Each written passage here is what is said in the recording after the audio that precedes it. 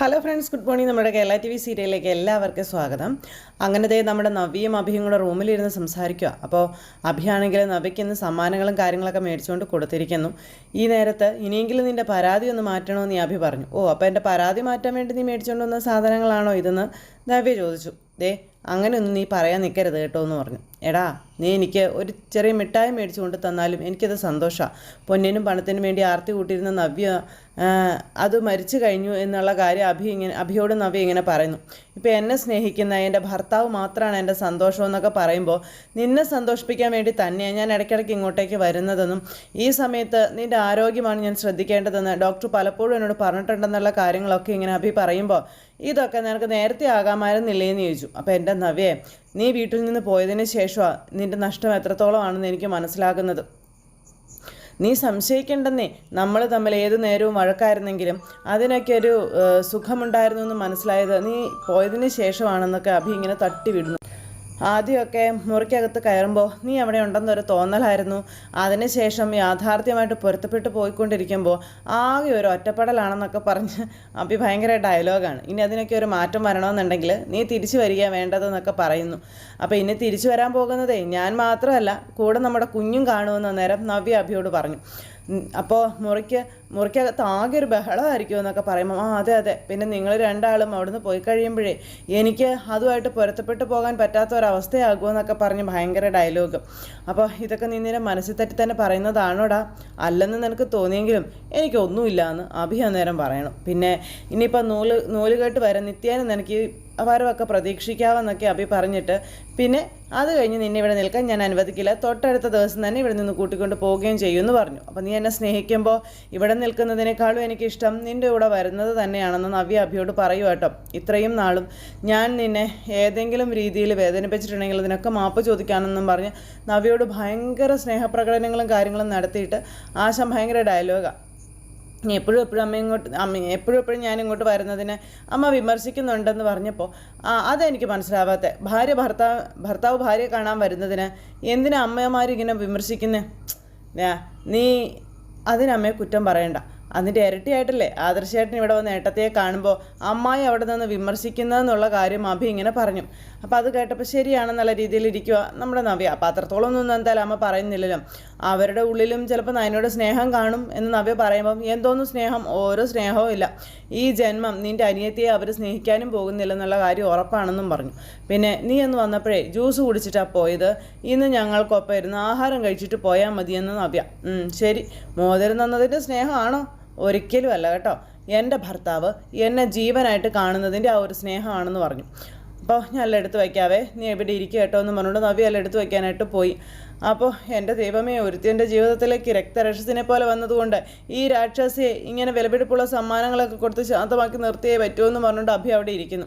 ഇത് കഴിഞ്ഞതിന് ശേഷം പിന്നെ കാണിക്കുന്നതെന്ന് പറഞ്ഞിട്ടുണ്ടെങ്കിൽ നമ്മുടെ നയനയും അമ്മയും കൂടെ വീട്ടിലോട്ട് പോയിക്കൊണ്ടിരിക്കാം.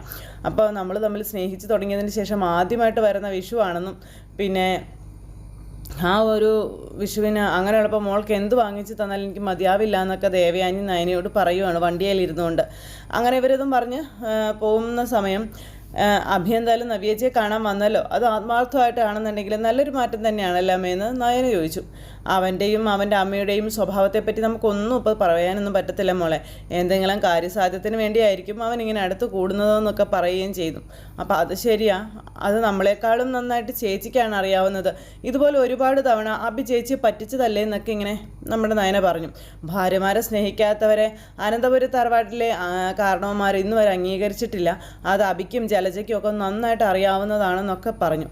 പിന്നെ അനിയുടെ ദാമ്പത്യം നല്ല രീതിയിൽ മുന്നോട്ട് പോകാത്തതിനൊരു പരിധിവരെ അനാമികയും കാരണക്കാരിയാണെന്നും പറഞ്ഞ് അത് അച്ഛനും അമ്മയും എപ്പോഴും പറയാറുണ്ടെന്നും പറഞ്ഞ് നമ്മുടെ നയനയോടെല്ലാം പറഞ്ഞു കൊടുക്കുക ദേവയാനി. എങ്കിലും കല്യാണം കഴിഞ്ഞവർ ബന്ധം പിരിയുന്നതിനെ പറ്റി അവർക്ക് ചിന്തിക്കാൻ പോലും പറ്റുന്ന കാര്യമല്ല മോളെ. അതുകൊണ്ടാണ് ഞാൻ മോളോട് എപ്പോഴും പറയുന്നത്, നമ്മുടെ കുടുംബജീവിതം ഭദ്രമാക്കുന്നതിനോടൊപ്പം തന്നെ നമ്മുടെ അരികിലുള്ളവരുടെ കാര്യത്തിലും ശ്രദ്ധ വയ്ക്കണമെന്ന്. അപ്പോൾ അതുതന്നെ അമ്മ എൻ്റെയും കാഴ്ചപ്പാട്. അനിയുടെയും നവ്യേച്ചിയുടെയും ഒക്കെ ജീവിതം നല്ല രീതിയിൽ മുന്നോട്ട് പോകണമെന്ന് തന്നെ എൻ്റെയും ആഗ്രഹം. പിന്നെ അമ്മയോട് എനിക്കൊരു കാര്യം പറയാനുണ്ട്. വിഷുവിൻ്റെ അന്ന് അനാമികയ്ക്ക് നല്ലൊരു സമ്മാനം കൊടുക്കണം, അവളത് പ്രതീക്ഷിക്കുന്നുണ്ടാകുമെന്ന് പറഞ്ഞു നയന. അപ്പം മോൾക്കോ?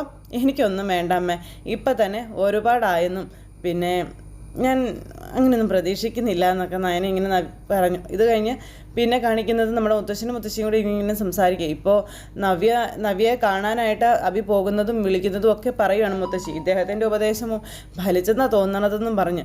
അപ്പോൾ എന്നാലും എല്ലാം അവന് പേടിയാണല്ലോ, അതുകൊണ്ടാണ് അവൻ ഞാൻ പറയുന്നതൊക്കെ കേൾക്കുന്നത്. പക്ഷേ മറ്റുള്ളവരുടെ ഉപദേശം കേട്ടിട്ട് സ്വന്തം ഭാര്യയെ സ്നേഹിക്കുന്നത് ആത്മാർത്ഥമായിട്ടാണെന്ന് നമുക്ക് പറയാൻ പറ്റുമോ? അത് അവനൊരു പഠിച്ച കള്ളനായതുകൊണ്ടാണ്. പിന്നെ ആ അമ്മയുടെ മകനല്ലേ അവൻ. അതുതന്നെ എൻ്റെയും പേടി. ഇനിയൊരു കുഞ്ഞൊക്കെ ജനിക്കാൻ പോവുക.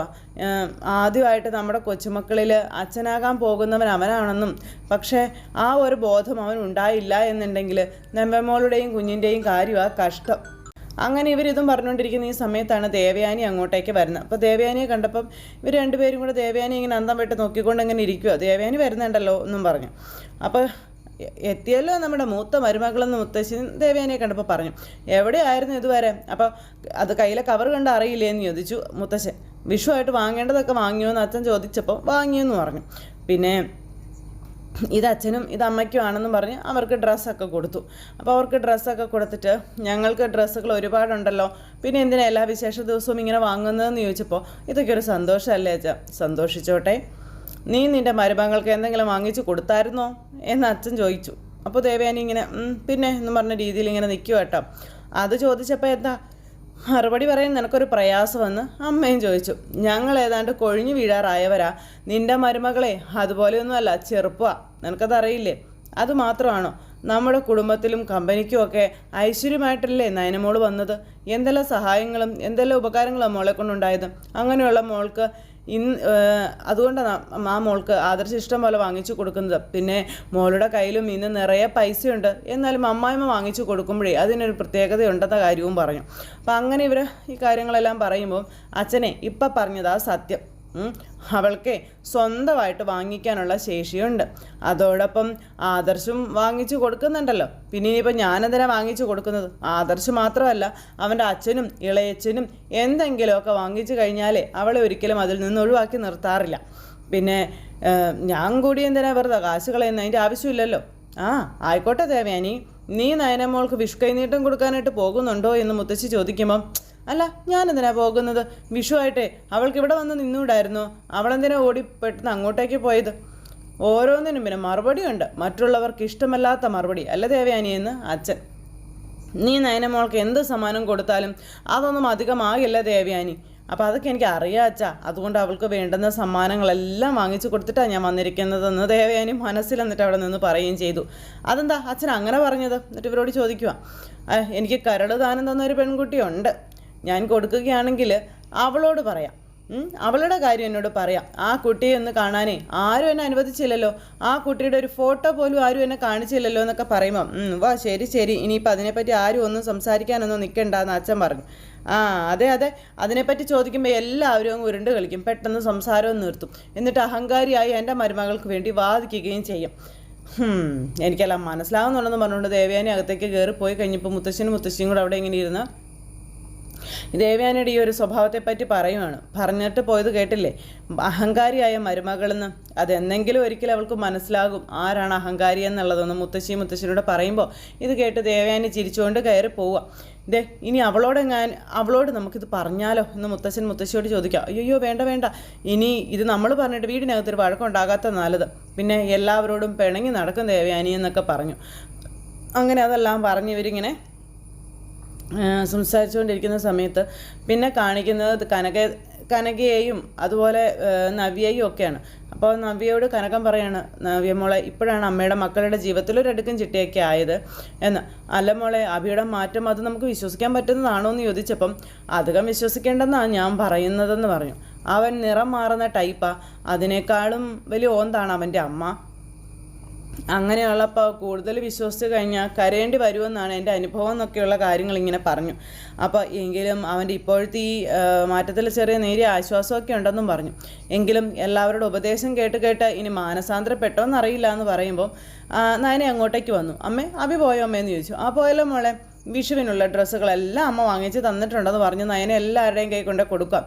രണ്ടാളും കൂടി ഇങ്ങനെ കറങ്ങി നടക്കുമ്പോൾ ആരെങ്കിലുമൊക്കെ കാണില്ലേ എന്ന് നവി ചോദിച്ചു. അതുകൊണ്ടേ പരിചയക്കാരില്ലാത്ത ഒരു കടയിൽ ഞങ്ങൾ പോയത്, ഇച്ചിരി ദൂരെ. പക്ഷേ ഇവിടുത്തെ എല്ലാം വലിയ ടെക്സ്റ്റൈൽസും മൂർത്തി ജ്വല്ലറിയുടെ അടുത്തല്ലേ മോളെ കിടക്കുന്നതെന്ന് ചോദിച്ചു കനകം.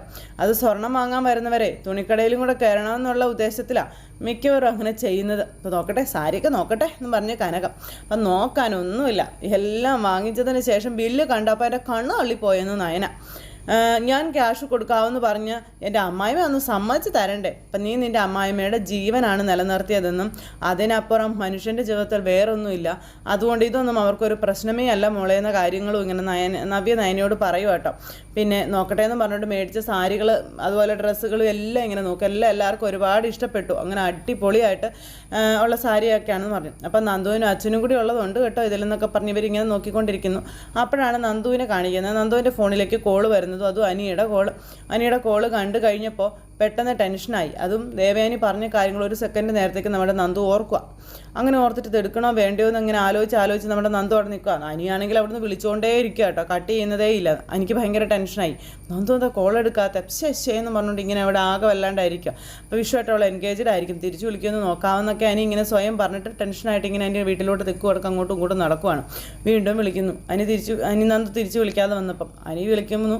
നന്ദുവിന് അതിനേക്കാളും വലിയ ടെൻഷൻ. നന്ദു ഇവിടെ ടെൻഷൻ അടിക്കുന്നു, അനി അവിടെ ടെൻഷൻ അടിക്കുന്നു. രണ്ടുപേരും ഭയങ്കര ടെൻഷനിലാണ്. അങ്ങനെ ആ ഒരു ഇതെല്ലാം കഴിഞ്ഞ് കഴിഞ്ഞപ്പോൾ അനി പെട്ടെന്ന് കൂട്ടുകാരുടെ അടുത്തേക്ക് ചെല്ലുക.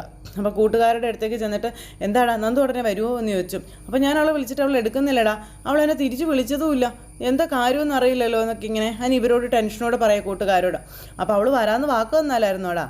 അങ്ങനെ ഉറപ്പൊന്നും പറഞ്ഞു തരുന്നില്ല, പരമാവധി നോക്കാമെന്നേ പറഞ്ഞോളൂ.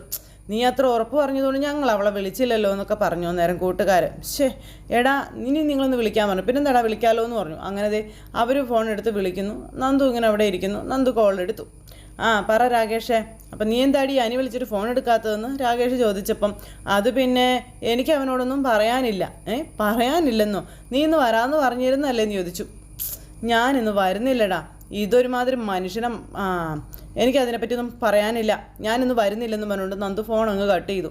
നന്ദു ഫോൺ കട്ട് ചെയ്തതും പറഞ്ഞ കാര്യങ്ങളും അനിയോട് പറഞ്ഞു കഴിഞ്ഞപ്പോൾ എന്തോ ഒരു പ്രശ്നം നടന്നിട്ടുണ്ടടാ, അതായിരിക്കും എന്ന് പറഞ്ഞു. വീട്ടിൽ എന്തെങ്കിലും പ്രശ്നം കാണുന്നു. എടാ എന്ത് സംഭവിച്ചാലും ഇന്ന് അവളെ ഇവിടെ വരുത്തിയേ പറ്റുമെന്ന് അനി. അങ്ങനെ അവളിന്ന് ഇവിടെ വന്നില്ലെങ്കിൽ പിന്നെ അവളെ കാണാൻ പറ്റില്ല എന്ന് പറഞ്ഞു അനി. നാളെ വിഷുവായിട്ട് നീ അങ്ങോട്ട് പോയൊരു സമ്മാനം കൊടുക്കും, അല്ലെങ്കിൽ നമുക്ക് എല്ലാവർക്കും കൂടെ ഒരുമിച്ച് അങ്ങോട്ടേക്ക് പോകാം. എന്താ? ഒന്നിച്ചൊന്നും പോവണ്ട, നമ്മളെ കണ്ടു കഴിഞ്ഞാൽ അവളുടെ അമ്മ കൂട്ടുകാരാണെന്ന് നോക്കാതെ വായത്തൊന്നൊക്കെ വിളിച്ചു പറയും. ഇനി അവളെ കൊണ്ടുപോയി വഴിതെറ്റിക്കരുതെന്നാ അവരെല്ലാവരും കൂടെ ചേർന്ന് ഞങ്ങളോട് പറഞ്ഞിരിക്കുന്നത്. അപ്പോൾ അവളെ വഴിതെറ്റിക്കാനോ? എടാ അതൊക്കെ നിങ്ങളെക്കൂടെ കഴിയോടാ എന്ന് അനി അന്നേരം ചോദിച്ചു. നടക്കത്തൊന്നുമില്ല, എന്നാലും നമ്മളെല്ലാവരും അല്ലേ ഒത്തുകൂടുന്നത്, നീയും നന്ദുവും തമ്മിലുള്ള ആ ഒരു അടുപ്പം അവരെല്ലാവരെയും ഭയപ്പെടുത്തിക്കൊണ്ടിരിക്കുകയാടാന്നൊക്കെ പറഞ്ഞു. പിന്നെ കുറച്ച് ഭയപ്പെടട്ടെ, അവരോടും നയനീച്ചയോടും ഒക്കെ നിൻ്റെ കല്യാണത്തിന് മുമ്പ് നേരിട്ട് തന്നെ ഞങ്ങൾ കാര്യങ്ങൾ പറഞ്ഞതാ. അന്ന് അവരതൊക്കെ സെറ്റ് ചെയ്തിരുന്നെങ്കിലേ ഇന്ന് യാതൊരു കുഴപ്പമുണ്ടാകത്തില്ലായിരുന്നു. അവരൊന്നും ചെയ്തില്ലല്ലോ. ഇനിയിപ്പോൾ അതിനെപ്പറ്റിയൊന്നും പറഞ്ഞിട്ട് യാതൊരു കാര്യമില്ല. എന്തായാലും ഇവനും അവൻ്റെ ഭാര്യ തമ്മിൽ യാതൊരു അടുപ്പവും ഇല്ലെന്നും ഇവനെ അവൾ ഭർത്താവായിട്ട് അംഗീകരിക്കുന്നില്ല.